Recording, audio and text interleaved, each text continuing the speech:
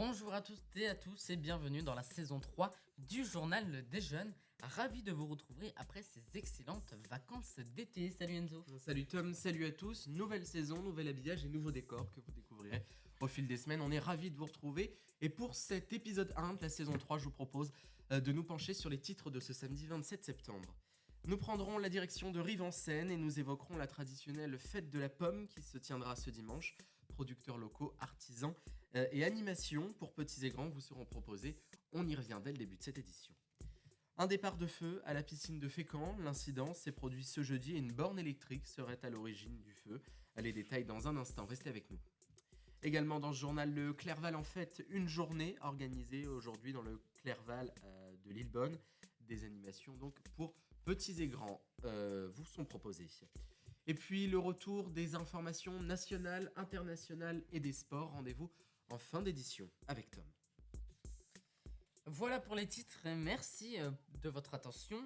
Commençons en prenant la direction de Rive-en-Seine où se tiendra ce dimanche la fête du cidre et de la pomme. Oui, c'est un rendez-vous attendu par de nombreux Normands et il revient cette année pour une 50e édition, la fête du cidre et de la pomme, ce dimanche à Rive-en-Seine donc, au programme dégustation et découverte autour du cidre et de la pomme. Et pour célébrer, comme il se doit, cet anniversaire, une parade est organisée sur le thème du cosmos et de la mythologie. Elle débutera à 15h, ouverture donc de cette édition de 10h à 19h. Pour plus d'informations, rendez-vous sur le site de la mairie de Rive-en-Seine. On en vient maintenant à évoquer ces renforts pour la police municipale de Bolbec. Oui, 2 policiers supplémentaires font désormais partie de l'effectif de la ville depuis quelques jours. Cette mesure a été prise dans le but d'améliorer la tranquillité des habitants ainsi que de renforcer la proximité avec eux. La ville justifie ces renforts pour mieux répondre aux attentes de ses habitants. Un triste anniversaire à présent, les 6 ans de Lubrizol à Rouen. Oui, hier, cela faisait 6 ans, jour pour jour, l'incendie de l'usine Lubrizol à Rouen le 26 septembre 2019. Après l'apparition de plusieurs fumées noires, l'inquiétude s'est très vite répandue dans les rues de Rouen. Ce fut le plus gros incendie de la région. Ce jeudi, au centre aquatique de Fécamp, un début d'incendie s'est malheureusement déclaré. Oui, c'était aux alentours de 19h15 que l'incendie s'est produit. L'origine du départ du feu viendrait du boîtier à proximité du bassin. Aucun blessé n'est à déplorer, mais les quelques 70 personnes ont été évacuées par mesure de sécurité. Le feu a tout de même été maîtrisé avant l'arrivée des pompiers. Au final, plus de peur que de mal. Et une nouvelle maintenant qui attristera les fans de la saga Harry Potter. Oui, pour les amateurs du jeune sorcier, la boutique L'Échoppe des Sorciers, située au centre Coty au Havre, va fermer très prochainement, le 18 octobre prochain. Face au manque de vente, la boutique propose moins 30% sur tout son magasin. Mais pour consoler les fans, une toute petite partie de la boutique y sera réservée quelques mètres plus loin. Prenons maintenant la direction de Lillebonne avec une animation sur la journée sur le quartier du Clerval, le Clerval en fête. Oui, c'est aujourd'hui donc que la traditionnelle fête de quartier est de retour au Clerval de Lillebonne. L'école du quartier donc vous accueille de 14h à 18h pour passer un moment entre petits et grands. C'est un événement bien évidemment ouvert et gratuit à tous. Et puis un rappel de Cosenaglo qui ne fera pas de mal concernant les règles de sécurité en trottinette électrique. Oui, c'est sur ses réseaux sociaux que Cosenaglo a fait ce rappel et qui renforce les règles en trottinette électrique. Les conducteurs doivent avoir au moins 14 ans, respecter une vitesse maximale de 25 km/h, circuler sur les pistes cyclables et porter un gilet ou un brassard réfléchissant la nuit. Dans certaines communes comme Port-Jérôme-sur-Seine, le port du casque est même devenu obligatoire et la vitesse limitée à 20 km/h.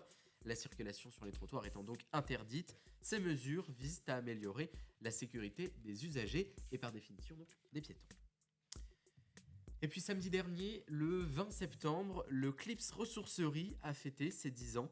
Des ateliers ont été organisés de 10h à 18h pour célébrer l'événement comme il se doit. Une inauguration maintenant, celle du Cristal Cabaret à Rive-en-Seine. Oui, hier soir, le Cristal Cabaret a ouvert ses portes à Saint-Vendry-Rançon, tout près de Rive-en-Seine, à Rive-en-Seine donc. Ce cabaret transformiste haut de gamme propose des spectacles mêlant chant, danse, performance dans une ambiance chic et festive. Une formule dîner-spectacle est également disponible avec des menus à partir de 60 euros. Le cabaret est ouvert tous les jours de 12h30 à 17h30 et de 19h30 à 2h30 du matin. Pour réserver, rendez-vous sur le site lecristalcabaret.fr. Les actus nationales de Tom qui sont de retour en cette saison 3. Et on commence aujourd'hui par évoquer un anniversaire, celui de la mort de Jacques Chirac. Et oui, il y a 6 ans, jour pour jour, le 26 septembre 2019, que l'ancien président de la République, Jacques Chirac, s'est éteint malheureusement à l'âge de 86 ans. L'homme d'État français a laissé derrière lui une France transformée, car quelques lois en 2025 y sont encore, comme la charte de l'environnement et plein d'autres encore. Et pour cette dernière actu, on évoque Nicolas Sarkozy et sa condamnation. Oui, je vous parle de Nicolas Sarkozy qui a été entendu par le tribunal judiciaire de Paris pour des faits de gravité exceptionnelle. Selon les différents juges, la peine de l'ancien président de la République a été condamnée à 5 ans d'emprisonnement pour l'affaire des financements libyens lors de sa campagne de 2007. Il réagit même face à la presse. J'ai été renvoyé devant ce tribunal pour 4 délits.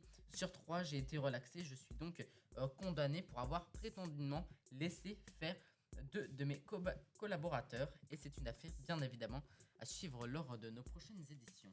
Merci Tom. On évoque maintenant les sports avec cette information 100% football, ces informations sportives. Et on commence avec Ousmane Dembélé, désormais Ballon d'Or. Et oui, c'est une nouvelle que tout le monde a appris cette semaine. Je vous parle bien évidemment du Ballon d'Or avec l'enfant d'Évreux qui a été élu meilleur joueur de football du monde avec ce trophée le plus prestigieux des sacres pour un joueur de foot. Ousmane Dembélé, qui a tout juste 28 ans, a rendu heureux toute la ville d'Évreux qui se situe en Normandie. On évoque maintenant le capitaine du PSG, blessé. Et oui, maintenant c'est au tour de Marquinhos, le capitaine du Paris Saint-Germain, qui a été blessé à son tour après ses coéquipiers Désiré Doué et João Neves. C'est des compliquements physiques qui se rajoutent à l'équipe, en rappelant que cela va impacter le déplacement qu'ils auront dans 5 jours pour affronter l'équipe de Barcelone pour la Ligue des Champions. Allez, on termine toujours avec du football, avec le Trophée des Champions. Et oui, la date du Trophée des Champions entre le PSG et l'OM a été donnée. Cette date va donner le résultat opposant le vainqueur de Ligue 1 et aussi de la Coupe de France. Donc cette rencontre durera le 8 janvier 2026 à Koweït. Merci Tom pour ces infos. C'est la fin de cette édition. Merci de votre fidélité. Merci Tom. Merci Nzo, merci à tous. C'était la première de la saison 3 du Journal des Jeunes dans un nouveau décor. On sera là la semaine prochaine, samedi prochain, pour une nouvelle édition. Et si vous ne l'avez pas encore vu, notre émission de lancement de saison à la médiathèque de Bolbec, rendez-vous sur toutes nos plateformes. Vous commencez à en avoir l'habitude. YouTube, Spotify, Amazon et notre site internet radio actionjeune.fr. Belle journée, à samedi prochain. Allez, ciao.